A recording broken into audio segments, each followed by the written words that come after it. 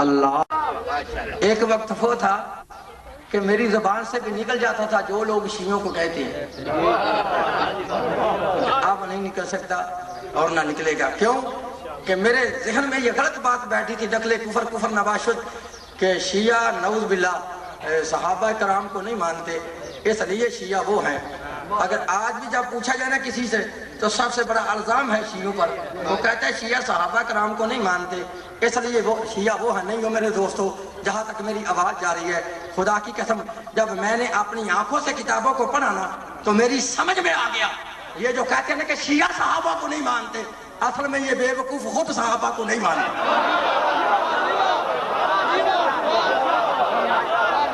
سمجھ آ رہی ہے کہ یہ جو لوگ کہتے ہیں کہ شیعہ صاحب کیسٹ خراب ہو جانی ہے تو پہلا کام کرنا چاہیے۔ سمجھ آ رہی ہے کہ شیعہ صحابہ کرام کو نہیں مانتے، یہ غلط پراپوگنڈا ہے۔ شیعوں کا صرف قصور اتنا ہے کہ شیعہ اس طرح صحابہ کو مانتے ہیں کہ جس طرح رسول نے فرمایا۔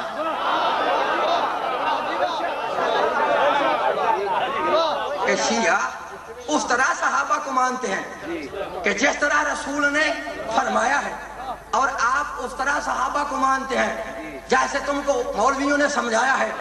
تمہارا اور ہمارا ماننے کا طریقہ علیحدہ ہے، اصول علیحدہ ہے، کلیہ علیحدہ ہے، قانون علیحدہ ہے۔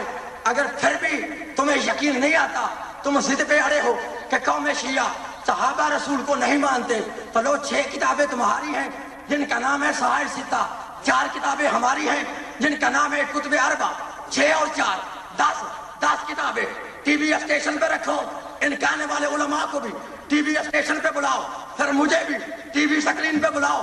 میں پوری ذمہ داری سے قوم شیعہ کا عقیدہ مشرق سے لے کے مغرب تک، شمال سے لے کے جنوب تک، اور آج سے لے کے قیامت تک، اس پاکستان کی سپریم کورٹ سے لے کے عرب کی سپریم کورٹ تک، عبدالوہاب روپڑی سے لے کر امام کعبہ تک، چیلنج سے پوری دنیا کو ٹی وی اسٹیشن پہ بیٹھ کے قوم شیعہ کا عقیدہ صحابہ رسول کے بارے میں دنیا کو بتاؤں گا۔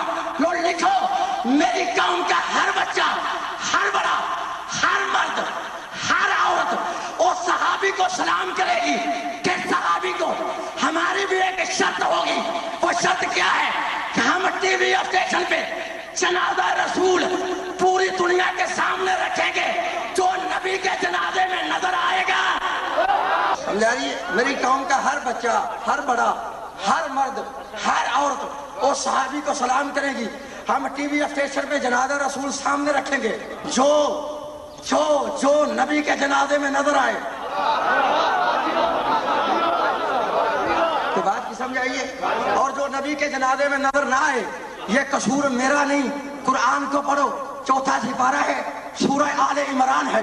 قرآن میں آیت نہ ہو تو پھر میں مجرم، ترجمہ غلط ہو میں واجب القتل۔ سن قرآن کیا کہتا ہے کہ جو بندہ نبی کے جنازے سے نکل گیا، سن قرآن سے کیا کہتا ہے۔ قرآن کہتا ہے وَمَا مُحَمَّدٌ إِلَّا رَسُولٌ قَدْ خَلَتْ مِن قَبْلِهِ الرُّسُلُ أَفَإِن مَاتَ أَوْ قُتِلَ انقلبتم۔ اے میرے محمد، جب تم اپنی طبی موت فوت ہو جاؤ یا قتل کر دیے جاؤ، یہ لوگ مرتد ہو جائیں گے۔ توجہ رکھیے گا میرے بھائیو، یہ لوگ مرتد ہو جائیں گے، مرتد ہو جائیں گے۔ اب مجھے یہ بات کہنے کا پورا حق ہے نا کہ جو بندہ نبی کے جنازے سے نکل گیا ہے، جو بندہ وہ نبی کے جنازے سے نکل گیا ہے، قرآن کہتا ہے ارے وہ جنازے سے نہیں نکلا، اسلام سے نکل گیا ہے۔ میں کوئی زندہ نہیں ہے، میں تو ہو سکتا مردہ ہوں، میرا حسین زندہ باد ہے کہ میں زندہ نہیں ہوں۔ قرآن کہتا ہے وَمَا مُحَمَّدٌ إِلَّا رَسُولٌ قَدْ خَلَتْ مِن قَبْلِهِ الرُّسُلُ أَفَإِن مَاتَ أَوْ قُتِلَ انقلبتم وَعَلَىٰ أَعْقَابِكُمْ۔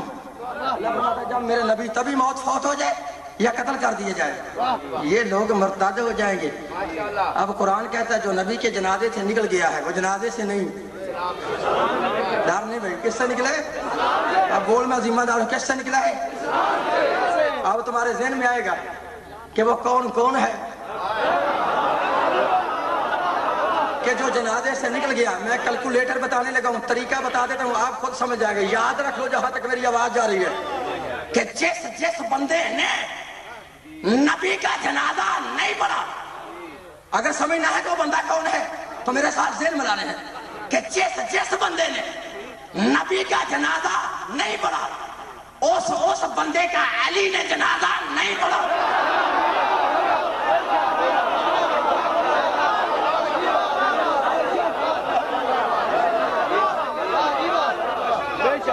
نام نہیں لینا چاہتا، میری مجبوری ہے، طریقہ میں نے بتایا ہے کہ جس بندے نے نبی کا جنازہ نہیں پڑھا، اس بندے کا علی نے جنازہ نہیں پڑھا۔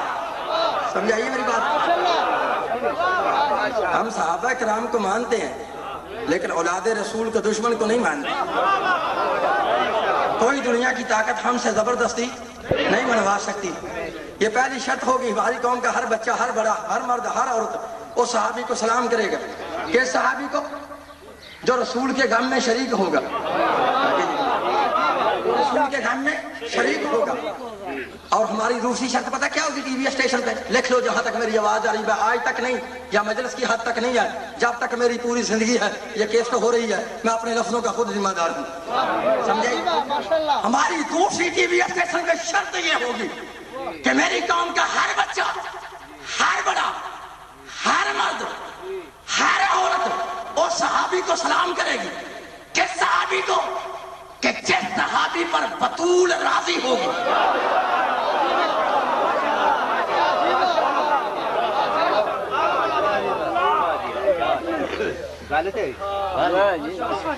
مدینے میں موجود ہے، جس نے پیغمبر کا جنازہ ہوا ہے، کوئی 25 بندے جنازہ نہ ہو تو دوسرے کتنے چلے گا؟ میں نے تو یہ مسئلہ حل کر دیا ہے، میری مجبوری ہے، میں نام نہیں لے سکتا، میں تھوڑا چر ہوا ہے باہر آیا ہوں، سمجھائیے میری مجبوری ہے، پر آپ میری طرف دیکھیں۔ ہماری دوسری شرط ہوگی ہم اس کو سلام کریں گے جس پر بطول راضی ہو، جس پر رسول کی بیٹی، یہ میں نہیں کہتا، کیوں؟ اللہ کے رسول نے فرمایا، یہ صحیح بخاری مایا ناز کتاب ہے، قرآن کے بعد اس کا دوسرا نمبر ہے دنیا میں، قرآن کے بعد پہلا ہے، قرآن کا پہلا ہے، قرآن کے بعد اس کا دوسرا نمبر ہے دنیا میں۔ اس مایا ناز کتاب میں اگر یہ فرمان رسول اللہ ہو تو پھر میں مجرم، اگر ہے تو پھر سن، اللہ کے نبی نے فرمایا ہے کیا؟ فاطمہ تو بضعۃ منی، کہ فاطمہ میرا جز ہے۔ توجہ رکھیے گا میرے بھائی، فاطمہ میرا جز ہے، میرا جز ہے، میرا، اس کا مقصد یہ نہیں کہ خون کا جز ہے، نہیں، رسول نے اشارہ کیا کہ جو میں ہوں، کہ جو میں ہوں، اس کا یہ میری بیٹی میرا جز ہے، میرا حصہ ہے۔ مقصد کیا ہے؟ نبی کا اشارہ ہے، اگر میں نبی ہوں تو فاطمہ نبوت کا جز ہے۔ توجہ رکھیے گا میرے بھائی، اگر میں نبی ہوں تو فاطمہ نبوت کا جز ہے، اگر میں رسول ہوں فاطمہ رسالت کا جز ہے، اگر میں امام ہوں فاطمہ امامت کا جز ہے، اگر میں سخی ہوں فاطمہ سخاوت کا جز ہے، اگر میں شجاع ہوں فاطمہ شجاعت کا جز ہے، اگر میں طاہر ہوں فاطمہ طہارت کا جز ہے، یعنی جو میں ہوں اس کا یہ میری بیٹی جز ہے، میرا حصہ ہے۔ یہاں تک نہیں فرمایا فَأَغْضَبَهَا، جس نے اسے ناراض کیا، فَأَغْضِبْنِي، اس نے میں محمد کو ناراض کیا، فَأَغْضِبْ اللہ، نبی نے فرمایا ہے کہ جس نے مجھے ناراض کیا اس نے اللہ کو ناراض کیا۔ تو میں نے جملہ ویسے نہیں کیا دیا، اس کے لیے دلیل دے رہا ہوں